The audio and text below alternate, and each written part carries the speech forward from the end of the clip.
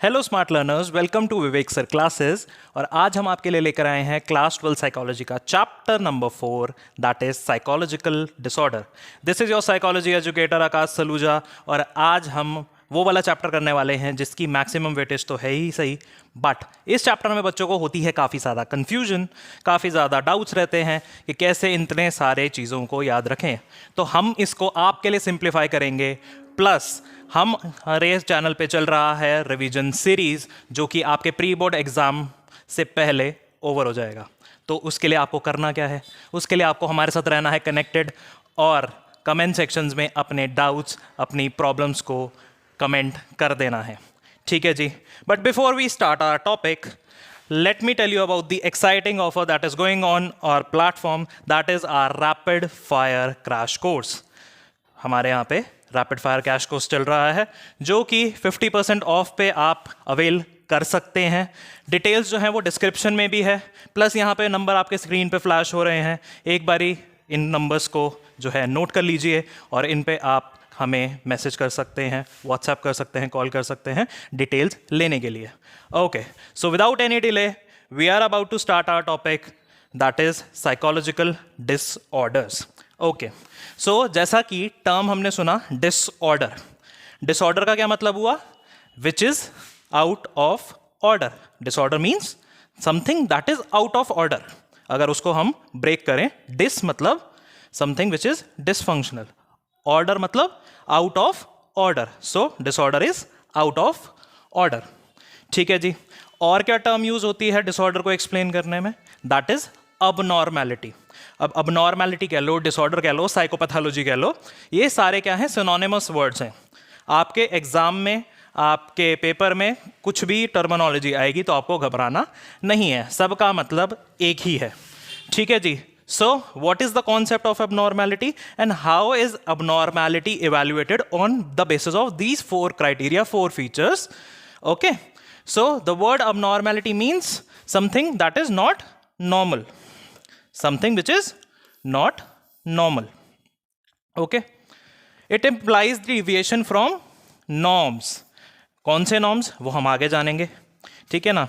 But अभी के लिए आपको क्या ध्यान रखना है? The word abnormal itself means something which is not normal, जो ठीक नहीं है, जो है एक पैरामीटर में, एक डायमेंशन में फिक्स नहीं हो रहा है, ठीक है ना, वो अबनॉर्मल कह देंगे। ये तो हो गई एक लेमन अंडरस्टैंडिंग या एक बेसिक अंडरस्टैंडिंग ऑफ अबनॉर्मैलिटी या डिसऑर्डर। अभी तो बहुत वास्ट एक्सप्लेनेशन है, अभी तो बहुत ज़्यादा चीज़ें हम कवर करने वाले हैं, बट फिलहाल इस वीडियो में हम सिर्फ जानेंगे कि what is अबनॉर्मैलिटी, how is अबनॉर्मैलिटी viewed, plus अबनॉर्मैलिटी को या डिसऑर्डर्स को जो है कैसे क्लासीफाई किया जाता है, ठीक है जी। आज हम बस इतना ही जानेंगे, बहुत बेसिक रखेंगे, बहुत सिंपल रखेंगे, आराम से स्टेप बाय स्टेप हम अपने टॉपिक को कवर करेंगे, ठीक है।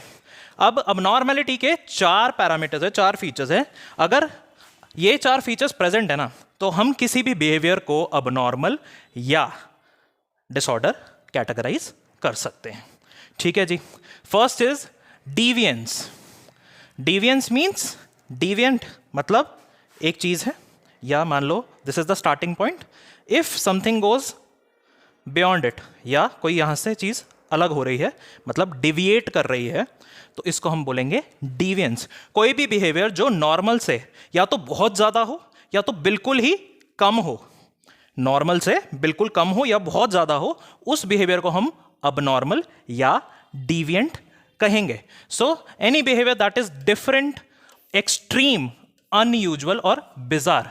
डिफरेंट है, एक्सट्रीम है, एक्सट्रीम मतलब या तो बहुत ही ज्यादा या बहुत कम। सपोज कोई बहुत ही ज्यादा खुश हो रहा है, मतलब इतनी खुश होने की बात नहीं है, बंदा बहुत ही ज्यादा खुश हो रहा है, या फिर बिल्कुल ही खुश नहीं, मतलब खुशी की बात है बट बंदा सैड फेस बना करके बैठा हुआ है, खुश ही नहीं हो रहा है। Next is unusual. Unusual is कि ऐसा बिहेवियर आपने कभी नहीं देखा, एक पर्टिकुलर इंडिविजुअल में ऐसा अजीब सा बिहेवियर आपने कभी नहीं देखा। और बिजार का मतलब भी कहीं ना कहीं अजीब ही है, behaviour that is very weird, very अजीब, जो आपने आज तक कभी एक्सपीरियंस ना किया हो। Next thing that comes up in अबनॉर्मैलिटी is distress या डिस्ट्रेसफुल। डिस्ट्रेस हमने चैप्टर नंबर 3 में, या आपने चैप्टर नंबर 3 में जो है देखा होगा, डिस्ट्रेस का मतलब what is distress. One is you stress, another is D stress. तो ये वही वाला डिस्ट्रेस है, ठीक है, अगर आपने नहीं पढ़ा है तो एक बार चैप्टर नंबर 3 को जाकर के देख लीजिए। Distress means something that is unpleasant और अपसेटिंग टू दी अदर्स, मतलब जो चीज़ आपके लिए अपसेटिंग हो या फिर अनप्लेजेंट हो, ठीक है, जो जिसमें आपको कंफर्टेबल फील नहीं हो रहा, बहुत नेगेटिव फील हो रहा है, ठीक है ना, you are unable to bear it और cope with it, that thing will be called as distressful. Then it is dysfunctional in nature. जो बिहेवियर डिसफंक्शनल है, मतलब आपको आपके रोजमर्रा के काम करने से रोक रहा है, आपकी डे टू डे एक्टिविटीज को अफेक्ट कर रहा है, उस बिहेवियर को हम क्या बोलेंगे? डिसफंक्शनल। मतलब it interferes with your daily routine activities, मतलब आपकी डे टू डे एक्टिविटीज में भी वो हिंडर कर रहा है, बहुत ज्यादा आपको प्रॉब्लम क्रिएट कर रहा है, वो बिहेवियर हो जाएगा डिसफंक्शनल, ठीक है। Plus it is dangerous to, ठीक है। डेंजरस का क्या मतलब है? डेंजरस मतलब वो आपके लिए भी हानिकारक है और आपके अराउंड जितने लोग हैं, आपके रिलेटिव्स, आपके लव्ड वंस, आपके फ्रेंड्स वगैरह, उन सब के लिए भी डेंजरस है। आपके लिए, खुद के लिए तो डेंजरस है ही, as well as it is dangerous for others. कहने का मतलब ये कि आप खुद भी अपने आप को इफेक्ट करेंगे, प्लस आपके साथ रहने वाले लोगों को भी खतरा हो सकता है। फॉर एग्जाम्पल, जितने भी साइकोटिक डिसऑर्डर होते हैं, साइकोटिक डिसऑर्डर मतलब जिसमें बंदा जो है रियलिटी से जो है डिविएट कर जाता है, ठीक है, वो रियलिटी में नहीं रहता, उस इंसान को जो है काफ़ी ज़्यादा हलूसिनेशन, डेल्यूजन्स वगैरह आते रहते हैं, वो रियलिटी से टच लॉस कर जाता है। तो उस वजह से क्या होता है, वो इंडिविजुअल डेंजरस हो जाता है खुद के लिए। क्यों? क्योंकि वो सेल्फ हार्म कर सकता है, क्योंकि वो अपने प्रॉपर सेंसेस में, प्रॉपर कॉन्शियसनेस में नहीं है। Second is it is dangerous to others. वो दूसरों के एक्ट को एज अ शक की निगाहों से देखता है, जिस वजह से वो उनको भी हार्म कर सकता है। ये एक छोटा सा एग्जांपल था, थोड़ा सा वियर्ड लगेगा अभी सुनने में, but I will clarify it later on जब हम स्पेसिफिकली डिसऑर्डर्स को डिस्कस करेंगे, ठीक है। तो ये 4 चीजें प्रेजेंट होनी चाहिए, तभी हम एक बिहेवियर को डिसऑर्डर या अबनॉर्मैलिटी कैटेगराइज करेंगे। चलो, इतना तो आपको समझ में आ गया होगा कि ये 4 फीचर्स हैं, और अबनॉर्मैलिटी का मतलब होता है अवे फ्रॉम नॉर्मल। ये 4 फीचर्स हैं, इन सबको मिला करके अबनॉर्मैलिटी की डेफिनेशन हो जाती है कंप्लीट, ठीक है जी। अभी तो आपको इतना समझ में होगा, बट यहाँ पे आता है एक डिस्क्लेमर। डिस्क्लेमर मैं पहले ही दे दूँ ताकि आपको आगे प्रॉब्लम ना हो। सो आपने जब ये चैप्टर अपने स्कूल में पढ़ा होगा, जब आपके टीचर्स आपको करा रहे होंगे, या आपने खुद से भी रीड किया होगा, तो आपको ऐसी फील ज़रूर आई होगी कि आपको भी कहीं ना कहीं कोई डिसऑर्डर या कोई प्रॉब्लम है। बट मार्क माई वर्ड्स, अगर ये 4 चीज़ें प्रेजेंट हैं तभी हम किसी बिहेवियर को डिसऑर्डर कैटेगराइज करेंगे, एल्स हम किसी भी बिहेवियर को डिसऑर्डर या अबनॉर्मैलिटी नहीं कहेंगे। टेम्परेरी मूड फ्लक्चुएशंस होते हैं, उसको हम डिसऑर्डर कैटेगराइज नहीं करते। We call it as sadness, anxiety, depression, ठीक है ना, बट वो सीवियर वाला डिप्रेशन नहीं होता है। डिप्रेस मूड हो सकता है at times, but depression, clinical depression वो नहीं होता है, ठीक है। सो मार्क माय वर्ड्स, जब तक ये 4 चीज़ें प्रेजेंट नहीं हैं तब तक हम किसी भी बिहेवियर को डिसऑर्डर नहीं बोलेंगे। Okay, I hope you have got this thing. Now will discuss कि अब एबनॉर्मल बिहेवियर को किस तरीके से समझा जाता है अलग अलग पर्सपेक्टिव से। So there are basically 2 perspective. First perspective says is deviation from social norms. Social norms क्या हैं? जो सोसाइटल नॉर्म्स है, जो बना दिए गए हैं या क्रिएट कर दिए गए हैं, ठीक है, और उसके अकॉर्डिंग एक्सपेक्ट किया जाता है हमारा बिहेवियर, कि हम उसी अकॉर्डिंग बिहेव करेंगे। जो नॉर्म्स चल रहे हैं सोसाइटी में, उसी के हिसाब से हम बिहेव करेंगे, ठीक है। So abnormal is any behaviour which is deviant from the social expectation. जो सोशली एक्सपेक्ट किया जा रहा है उससे अगर बिहेवियर डेविएट कर रहा है तो वो अबनॉर्मल बिहेवियर कहलाया जाएगा। Then there are norms. What are norms? Norms are the stated और अनस्टेटेड रूल्स। या तो बताए गए हैं या तो फिर वो ऑब्वियस है, ठीक है ना, बताए नहीं गए हैं वोकली या कहीं पे लिखे नहीं गए हैं, बट हाँ वो चलते आ रहा है, ऐसा एक्सपेक्ट किया जा रहा है, तो वो रूल्स बन चुके हैं और उसके अकॉर्डिंग एक बिहेवियर को जज या असेस किया जाता है। For proper conduct in a culture, ठीक है। जैसे कि एक एग्जांपल ले लेते हैं, लिव इन का कल्चर आजकल बहुत चल रहा है, लिव इन रिलेशनशिप का, बट पहले नहीं हुआ करता था। अब कुछ ऐसे कल्चर्स हैं जहाँ पे आज भी ये वाली चीज़ जो है एक्सेप्टेबल नहीं है, यहाँ जहाँ पे आज भी इंटरकास्ट या इंटर रिलीजन मैरिज एक्सेप्टेबल नहीं है, ठीक है। तो वो क्या है? वो नॉर्म्स हैं, उस कल्चर के नॉर्म्स हैं, ठीक है ना। और कोई भी अगर इस तरीके का एक्ट करता है या भाग करके शादी करता है तो उस इंडिविजुअल को एज अबनॉर्मल कैटेगराइज कर दिया जाता है। नॉट वैसे वाला abnormal in psychology psychological sense, but abnormal मतलब कि वो बिहेवियर एक्सेप्टेड नहीं है, ठीक है ना। तो सिमिलरली आप समझ सकते हो साइकोलॉजी टर्म्स में कि अबनॉर्मल को किस तरीके से, किस नज़रिए से देखा जा रहा है, कि सोसाइटी के अकॉर्डिंग जो बंदा परफेक्ट है, हेल्दी है, ये है वो है, ठीक है ना, जो बिल्कुल परफेक्ट है वो नॉर्मल है, एल्स अगर हल्की सी भी डेविएशंस है, ठीक है, तो वो इंडिविजुअल अबनॉर्मल है। Okay, then several gaps as behaviors that conforms to society cannot be necessarily normal, ठीक है। ये बात हो रही है basically conformity to social norms की, ठीक है। In short it is conformity to social norms, मतलब अगर आप सोशल नॉर्म्स को कंफर्म कर रहे हो, मतलब उससे अग्री कर रहे हो। कंफर्मिटी का मतलब क्या है? अग्री। अगर आप अग्री कर रहे हो तो okay, else you are abnormal. Second जो व्यू पॉइंट आता है दैट इज मैलअडैप्टिव का। मैलअडैप्टिव इज कि जो बिहेवियर वेलबींग को फॉस्टर करे उसका नॉर्म से कोई लेना देना नहीं है। ये अप्रोच बिल्कुल ऑपोजिट है इसके। ये वेलबींग पे फोकस करती है कि बिहेवियर जो वेलबींग क्रिएट कर रहा है इंडिविजुअल की या वेलबींग को फॉस्टर कर रहा है वो बिहेवियर जो है वो एक्सेप्टेबल है, else other behaviours are unacceptable. Okay, so wellbeing is not just maintenance. Wellbeing का मतलब भी समझ लेते हैं। So wellbeing is not just maintenance और survival but includes growth and fulfilment of individual.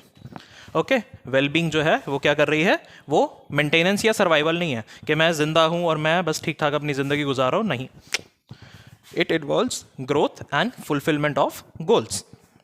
Then therefore the behaviour is maladaptive if it interferes with the optimal functioning and growth. अगर आपकी वो फंक्शनिंग के साथ या ग्रोथ के साथ, ठीक है ना, ओवरऑल डेवलपमेंट के साथ अगर वो छेड़छाड़ कर रहा है या उसमें दिक्कत पैदा कर रहा है, then the behaviour will be called as maladaptive. तो ये दो बेसिक अप्रोचेस हैं आपकी अब नॉर्मैलिटी को डिफाइन करने के लिए। One is conformity to social norms, other one is maladaptiveness. I hope आपको ये भी समझ में आ गया होगा। ठीक है जी, now we talk about the stigma that is around the mental illness. अब होता क्या है कि अगर किसी को डिसऑर्डर है या कोई मेंटल इशू है तो लोग क्या करते हैं, कतराते हैं इस चीज़ को डिस्कस करने में या उसका ट्रीटमेंट सीख करने में, बिकॉज कहीं ना कहीं उनको ऐसा लगता है कि शायद उनसे कोई गलती हो गई है या उनकी गलती की वजह से वो उन्हें ये प्रॉब्लम फेस करनी पड़ रही है। बट एक्चुअल में इट इज़ नॉर्मल। ये किसी के साथ भी हो सकता है और कैसे भी हो सकता है, इसका कोई ऐसा लेना देना नहीं है, ठीक है ना। जैसे बाकी बीमारियां हैं वैसे ही कोई भी साइकोलॉजिकल डिसऑर्डर अकर हो सकता है, बट स्टिल वो बहुत टाइम से जो है इसको एक नेगेटिव व्यू से देखा गया है, बहुत ही गलत नज़रिए से देखा गया है। तो इसलिए सोसाइटी आज भी इसको एक्सेप्ट नहीं कर पा रही है। It's still a taboo to discuss about mental issues, ठीक है जी। So what is stigma? Stigma are attached to mental illnesses that people are hesitant to consult a doctor or a psychologist because they are ashamed of the problem. उनको खुद में शर्म आती है कि हो अगर किसी को पता चल गया कि मुझे डिप्रेशन है या मुझे एंग्जाइटी है या मुझे पैनिक अटैक्स आते हैं तो दुनिया क्या से कहेगी, ठीक है ना। वही वाली बात आ जाती है, सबसे बड़ा रोग क्या कहेंगे लोग, ठीक है। तो जो चार लोगों के बारे में सोचते हैं कहीं ना कहीं वो लोग स्टिग्मा पाल के बैठे होते हैं अपने अंदर कि अगर किसी को पता चल गया तो क्या होगा, ठीक है, बहुत बदनामी हो जाएगी। So that is stigma that is attached to mental illness. Now will discuss about the classification of mental disorders कि हम अलग अलग कैटेगराइजेशन में कैसे बांटते हैं डिसऑर्डर्स को। अब कैटेगराइजेशन क्यों इंपॉर्टेंट है भैया? कैटेगराइजेशन देखो इसलिए इंपॉर्टेंट है क्योंकि अगर डिसऑर्डर्स को हम अलग अलग ग्रुप्स में या अलग अलग सब कैटेगरीज के अंडर डिफाइन करेंगे तो it will be easier for us to identify कि कौन सा डिसऑर्डर है, उसका ओरिजिन क्या है, उसके कॉजेज क्या है and how it is related to other disorder और how one disorder can lead to other disorder, ठीक है ना। तो ये कैटेगराइजेशन इसलिए इंपॉर्टेंट है। तो देखो बेसिकली दो टाइप के क्लासिफिकेशंस चलते हैं, one is DSM-5, other one is ICD-10, ठीक है। ये दो टाइप के क्लासिफिकेशन चलते हैं। ICD is mostly followed in India and Asian areas में ICD-10 ज़्यादा यूज़ होता है, बाकी जगह पे DSM-5 यूज़ होता है। तो अभी DSM-5 क्यों बोल रहे हैं हम इसे? क्योंकि ये अपने 5th वर्जन में या 5th एडिशन में चल रहा है।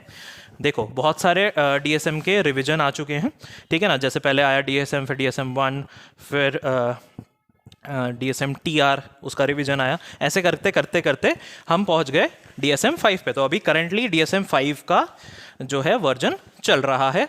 ये किसने दी थी? ये जो बुक दी है, ये जो क्लासिफिकेशन सिस्टम दिया है, ये दिया है अमेरिकन साइकियाट्रिक एसोसिएशन ने। साइकियाट्रिक एसोसिएशन का क्या मतलब है कि ये एक अमेरिकन एसोसिएशन है जो क्लासिफिकेशन सिस्टम और इस तरह की चीज़ों पे काम कर रही है, ठीक है। तो इन्होंने DSM-5 दिया, और साइकैट्रिक है, साइकोलॉजिकल नहीं है। ये अगर MCQ आए आपका तो घबराना नहीं है, परेशान नहीं होना है, ठीक है ना। साइकैट्रिक है, नॉट साइकोलॉजिकल, बहुत ध्यान रखना है इन चीज़ों का। और इसका फुल फॉर्म क्या है कि it is a diagnostic and statistical manual of mental disorders, ठीक है जी। Okay, now we talk about ICD-10। अब ICD-10 लगा दिया है पीछे, जैसे इसके पीछे DSM-5 है, तो it is in the 5th version. ICD-10 जो है अपने 10th रिवीजन में या 10th एडिशन में चल रही है। Okay, it is the international classification of diseases, short form जो है इसकी ये है। इसका अदर नेम जो है वो है classification of behavioural and mental disorders, and it was given by WHO। अगर आपको ये क्वेश्चन आए कि हु गेव ICD-10 या हु फॉर्म्ड ICD-10, तो इसके पीछे क्वेश्चन मार्क नहीं है, इसका आंसर यही है, हु गेव ICD-10, ठीक है ना। याद हो जाएगा अब तो, ठीक है। ओके जी, now it's the revision time. यहाँ पे हमारा जो है चैप्टर का intro plus classification system end हो जाता है। हमने देखा कि what are the dimensions, what are the features on the basis of which हम क्लासीफाई कर सकते हैं, प्लस हम कौन से ऐसे फीचर्स हैं जिनके बेसिस पे हम अब नॉर्मल बिहेवियर को कैटेगराइज कर सकते हैं, ठीक है। Now it's the revision time. देखते हैं आपको कितना समझ में आया है। So psychological disorders are deviant, distressing, dysfunctional and you have, और या फिर इसकी जगह हम इसको कट कर देते हैं और लगा देते हैं एंड। तो 4 फीचर्स क्या हैं? डिविएंट हो गया, डिस्ट्रेसिंग हो गया, डिसफंक्शनल हो गया, अब उसमें से क्या बचा? उसमें से बचा डेंजरस, कि बिहेवियर डेंजरस भी होगा। डिविएंट तो है, डिसफंक्शनल भी है, डिस्ट्रेसिंग भी है, बट डेंजरस भी है। विच ऑफ द सब्सिक्वेंट और following is in the characteristic of psychological disorder? इसमें से साइकोलॉजिकल डिसऑर्डर्स की करेक्टरिस्टिक क्या नहीं है? कौन सी नहीं है? डिविएंट होता है, डिस्टर्बिंग होता है, या डेंजरस होता है, डिसफंक्शनल होता है, ठीक है। इसमें से डिस्टर्बिंग नहीं होता है। ये 3 चीज़ें तो प्रेजेंट है, डिविएंट होता है, डेंजरस होता है, डिस्ट्रेसिंग होता है, ठीक है, बट डिस्टर्बिंग नहीं होता, सो ध्यान रखना। Next question is the latest system of classification of psychological disorder is WHO है, DSM-3 है, DSM-5 है, या ICD-9 है। सो इनमें से ये 3 ऑप्शन तो गलत हैं। DSM-5 जो है अभी करंट वर्जन चल रहा है साइकोलॉजिकल डिसऑर्डर्स की क्लासिफिकेशन का। Now the last question, the DSM-5 was developed by, it was developed by whom? It was developed by, मैंने बताया था, अभी बताया है, it was developed by American psychiatric association. Psychological नहीं है, साइकियाट्रिक है। आई होप आपको समझ में आया होगा यहाँ तक। अब तक बहुत जो भी मैंने बोला आपको क्लियर हो गया होगा। अगर ऐसे ही आपको समझ में आ रहा है तो हमारी वीडियोस को लाइक कीजिए, शेयर और सब्सक्राइब कीजिए, अपने फ्रेंड्स के साथ शेयर कीजिए और कमेंट कीजिए हमारे चैनल पे। तब तक के लिए थैंक यू, बाय बाय,